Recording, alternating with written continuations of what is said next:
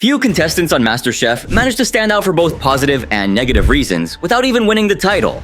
And one among them is Leslie Gilliams, a man who has come to be loved and hated at the same time. See, right from the start, Leslie Gilliams, that older guy with a bit of a grumpy streak from Season 5 of MasterChef, really stirred things up the moment he stepped into the kitchen. From the get-go, Leslie was a bit of a controversial figure. He wasn't afraid to speak his mind, and that rubbed some people the wrong way. But hey, it's not like he didn't have the skills to back up the bravado. Plus, he had a pretty good sense of humor too, which made things all the more interesting. See, there was no denying the guy had talent. I mean, he was in a league of his own. So much so that he could even have the judges cracking up. And like, remember the elimination challenge from episode 9 when Joe asked Leslie to not get tanked while doing this? I'm not sure if that was the smartest move considering it was an ingredient. I guess that was the only way he could calm his nerves, and well, it worked for him. Besides, he didn't really see any other options, so I got it. But wait till you hear his response. Leslie, don't get tanked. What, are you kidding me? I'm 56, that's all I do. I mean, the dude was an absolute legend and never hesitated to speak his mind. Seriously, he had zero filter and it was awesome to see someone so transparent. But let's not forget the other side of him. I mean, the dude could really throw down in the kitchen. Imagine surviving 5 pressure tests. That's practically a culinary death wish. Lesser chefs would run screaming at the mere thought, but Leslie handled it like a pro. And you've got to give him props for it, even if you hate the guy. You know that time on MasterChef when Chef Ramsay was all shocked and said nobody had ever done something like that before? Well, Leslie, being Leslie, had just the right witty comeback ready. Seriously, it's like he's got a whole arsenal of zingers just waiting for moments like these. 5 pressure tests. Well, you haven't met me yet. I mean, this dude was on a whole other level. Now, I know he's got a personality and a damn strong one at that. Some might even think Leslie was always full of himself. But you've got to admit, he always knew his game well. I mean, this guy was all about action, not just talk.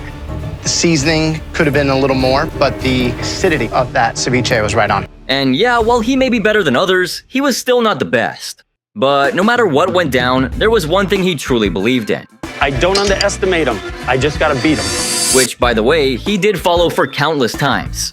If you ask me, I think Chef Ramsay actually seemed to have a soft spot for this guy, which is pretty impressive given how hard he usually comes down on his contestants. Okay. You know, when I'm throwing truffles in my wife's mouth, I want her to feel hot. Rule number 1, happy wife, happy life. Honestly, a ton of folks say this guy was the highlight of Season 5, and I totally get it. He was the kind of person who brought the party wherever he went. She is an amazing lady, that's why I married her. Come on, what woman has 7 kids, let alone a... But wait, before discussing more on his personality, let's talk about the donut challenge.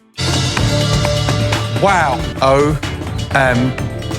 And if you didn't know already, that was his very first attempt making donuts. That's what I call a box of donuts, visually. And although he was very talented, there were a few fellow contestants who had a bone to pick with him. I'm talking about the time when things got really intense way back in episode 2.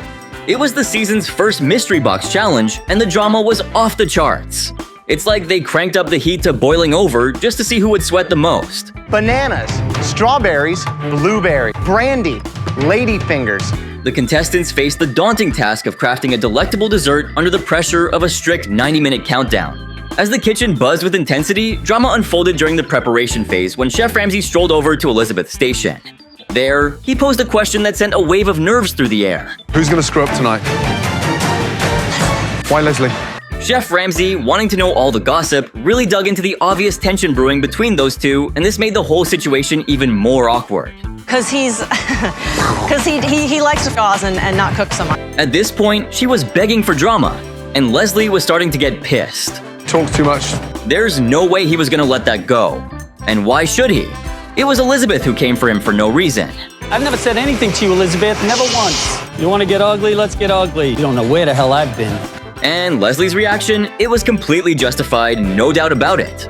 I mean, he wasn't trying to pry into her business or anything, so it really wasn't fair for her to come at him like that. It's like, everyone has their boundaries, right? And he was just respecting hers. But Elizabeth, man, she was on a roll. Malibu. Oh. And that was it. That comment right there got Leslie all riled up, and this is when he unleashed his fury. Live in Malibu, sweetheart, is because I worked my ass off. You know what work is, okay? I'm sorry, did she just try to shush him? If I remember correctly, you were the one who started all this, so I don't think you get to do that. Leslie wasn't about to stop talking just because someone tried to shush him a bit. He was determined to keep on speaking his mind no matter what. Where I got because I work. She couldn't quite wrap her head around the fact that he had earned his spot in Malibu.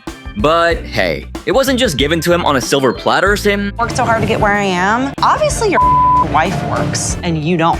I mean, why should it be such a big deal if the husband decides to stay home while the wife heads out to work?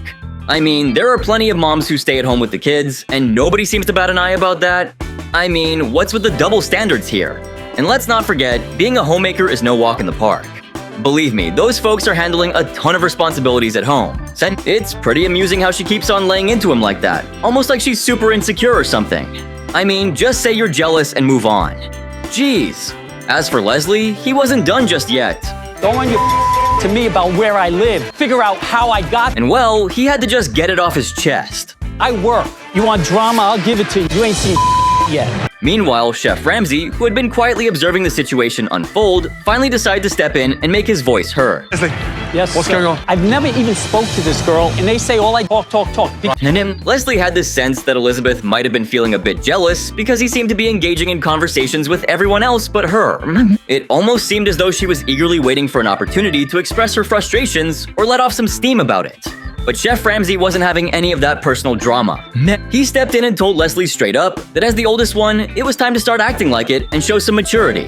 And Leslie decided to do just that. Pull this back. I'm sorry. Man, he totally nailed it. He owned up to his mistake right off the bat and apologized. It's so impressive when someone can admit they messed up without making excuses. It really shows confidence. Honestly, people who can do that are the ones who are truly secure in themselves. It's a stark contrast to guys like Christian, who just come off as insecure when they can't admit their faults. But there's more to the story. Back in 2020, Elizabeth spilled the beans about her MasterChef journey. Now, she had this non-disclosure agreement, so she couldn't dish out all the juicy behind-the-scenes gossip. But hey, she figured she didn't have to keep completely mum either. I'm not gonna ruin the surprise for you, but guess what? Leslie got wind of it too. And his reaction?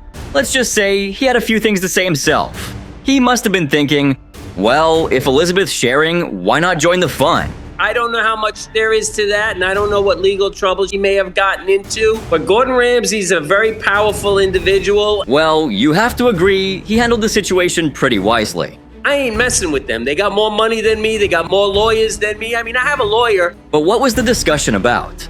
Many viewers were under the impression that the producers of the show were deliberately showing Leslie in a negative manner to heighten the drama. However, Leslie holds a contrasting view on the matter. To him, he's just an average guy navigating the complexities of reality TV. He's openly acknowledged that creating tension and conflict is an inherent part of the show's format. In light of this, Leslie has opted to lean into this narrative rather than fight against it, embracing the role that has been presented to him within the dynamics of the show. And no, I'm not gonna forget about the whole Stephanie situation. During the challenge where they had to feed 500 soldiers, Leslie, with his sharp eye for detail, quickly spotted that Stephanie's chicken wasn't fully cooked. He told her about it, hoping to prevent any mishaps down the line. These are not done. They're not done. Oh, that one. Yeah, no. Look. However, despite Leslie's warning, Stephanie decided to stick to her cooking method, brushing off his advice. As fate would have it, later on during the challenge, Chef Ramsay also discovered the undercooked chicken. Raw. I kinda think it must have been pretty satisfying for Leslie. See, it wasn't a great day overall since the blue team ended up losing the challenge, but at least Leslie knew he wasn't the one to blame for it. But guess what he is also known for? For being loud, childing, and snarky from time to time. Leslie, it's been the big. But this attitude didn't keep up for long. Over time, Leslie managed to chill out and started getting along better with everyone. Now has a dish that would work with 3 out of 4 customers. I couldn't have picked a better partner. She's smart. And because of this, he was able to straighten things out with a lot of contestants he had beef with, even Elizabeth as well. But speaking of beef, let's talk about the Daniel and Leslie rivalry. Leslie is a petty man that bears grudges, and this is precisely the type of behavior I expect. I guess mutual dislike would be an understatement. Daniel was a real piece of work, barking at Leslie every chance he got. It was almost like he had a personal vendetta or something. Some people just couldn't warm up to Leslie no matter how hard they tried. And honestly, with Daniel's attitude, it's a wonder he warmed up to anyone. Leslie, on the other hand, was a straight shooter. He called it as he saw it, consequences be damned. If there was an elephant in the room, Leslie would not only point it out, but probably give it a name. Some folks found his bluntness refreshing, but for others, like Daniel, it was like nails on a chalkboard. It seemed like Daniel's feathers were perpetually ruffled by Leslie's no-nonsense approach. But hey, everyone has their quirks, right? But the spat between Leslie and Cutter is even more legendary. Part of the drama is Leslie's overconfidence, always thinking he's right about everything. But let's be honest, Cutter's no angel either. His ego and stubbornness just poured gasoline on the fire. He never admitted he was wrong, which is both frustrating and hilarious. It's like they were in a competition to see who could be the bigger diva. Honestly, they could sell tickets to their arguments. Every team Leslie's been on, he's had an issue with somebody. He's a loser and he's a... Here's the thing, Cutter was dealing with his own issues, and let me tell you, this guy deserves a whole video just for himself. Seriously, he was that insufferable. I swear I'll come back with a full expose on him. Imagine having two hotheads in one season. Now that's what I call must-watch TV. The drama was off the charts. You won't believe this, but Leslie almost didn't make it to the MasterChef kitchen at all. The first time around, he totally bombed it. But here's the thing, Leslie was no quitter. He had a whole bag of tricks ready to go, and he wasn't shy about saying just how badly he wanted that apron. So when he got a second shot, Leslie decided to go all out. He whipped up stuffed chicken breasts with mashed potatoes and carrots. On the chicken, nice crisp on the skin on the top. Good technique. Although everyone raved about how tasty his chicken breast was, they couldn't help but laugh at the gigantic portion size he served. I mean, come on, who's got a plate big enough for that? But hey, despite the supersized blunder, he still snagged an apron and advanced to the main competition. With a big yellow piece of grizzly fat on it. That's a ticket out of here. 30 seconds to go. So let's dive back into the endless drama he stirred up on the show. Just to give you a snapshot of what went down in episode 5, it was a real roller coaster. So Leslie and Francis L got to play team captains in this wedding-themed showdown. Why them, you ask? They had both snagged the top spots in the previous elimination test, so it was only fair they got to lead this time around. Leslie, with his eye on the prize, picked his dream team: Christian, Daniel, Jamie, Aaron, Christine, Tyler, Jordan, and Francis B. It was like he was drafting for an all-star game. I mean, Leslie probably thought he was assembling the Avengers or something. Leslie. Francis B. Anyway, when the challenge started, Leslie decided to be more of a team player and asked for everyone's opinions rather than pulling a my way or the highway routine. Take control of the situation. I want to hear everybody's opinion, and I want to just try and figure out. So, when Chef Ramsay strolled over to chat with Leslie about the menu, things got pretty interesting. Surprisingly, he struggled to recite the menu correctly. We're doing scallops on a puree. And Chef Ramsay's reaction was quite something. Does the red team know what they're doing? No, They don't. we're still trying. In a heated moment, Chef Ramsay told the red team to shape up, urging Leslie to push for better communication. But his teammates weren't having it. They ignored his requests for updates. Leslie, feeling the heat, argued, "I can't lead if no one wants to follow." But that's when Daniel intervened, swapping Leslie out for Francis B as team captain. Yeah, kitchen drama at its finest. All of a sudden, they all decided that I am out of control. I don't know what I'm doing. In his confessional, Leslie opened up about getting the axe from his gig, but he was all game to pitch in if it meant clinching that win. It means me getting a demotion and not being team captain anymore. At the end of the day, we win this. That's all I'm concerned. But the team's efforts went in vain because the team ultimately lost a challenge. Blue team. Leslie owned up to his goof-up and actually apologized to his team even though he wasn't entirely to blame. Aaron, though, seemed unmoved by the whole thing. Have no communication skills at all. Can I say something, or are you just gonna... And soon enough, things got heated between Aaron and Leslie. Okay, so grow up and grow some balls. Leslie was clearly not in the mood to let things slide. When Christian and Christine stepped in after witnessing the whole drama unfold, Leslie just couldn't hold back anymore. He went off, declaring he'd had it up to here with everything. And if you want respect, you have to earn it. And if I give it to you, I damn better. After the dust settled, Leslie went on this epic rant at the whole crew, singling out Aaron for basically treating him like he was invisible since forever. He had no respect for me from day one. And if you want respect, you have to earn it. And if I give it to you... Later on, they dumped this big responsibility on Leslie to pick out 3 home cooks for the pressure test. And let me tell you, Leslie didn't waste a second to jump on that chance. So I figured now it's my turn to return the favor. He went with Christian because the dude acted like a know-it-all. And then Daniel? Yeah, he got picked for being the pro at passing the blame. As for Aaron, well, let's just say there was some history there and it wasn't pretty. Wow. Why Aaron? She and I don't see... But just when Leslie thought things were going his way, Chef Ramsay decided to throw a shocker. Fortunately for them, it's not your decision. Not gonna lie, that was embarrassing, but we all have our moments, right? During the pressure test, the amateur chefs had to tackle a steak frite dish. Graham and Joe were pretty stoked about Leslie's swagger, but Leslie totally called it. Jordan was on thin ice, skating towards his MasterChef exit. Who's most likely to leave tonight? Probably Jordan, because I think he hasn't cooked as many steaks. When judgment time came, he was the first one to present his dish. Red in the middle, slowly turning into brick red, and then the sear on the outside. Nailed. While his steak was perfect, there was one major problem. They could be a little crispier. Come on. That is soft and limp. Leslie managed to clinch the first spot despite the floppy fries, and boy, not everyone was cheering about it. Two, but you nailed medium rare, the char, good job. Please go join your best. Either way, Leslie decided to hang in there all the way to the top 3 in the competition. But then, bam! He mixed up salt and sugar, and that was it for his shot at culinary glory. Guess the sweet taste of victory wasn't meant to be after all. And well, it turned out to be that one elimination challenge that brought him to the end of his journey on MasterChef.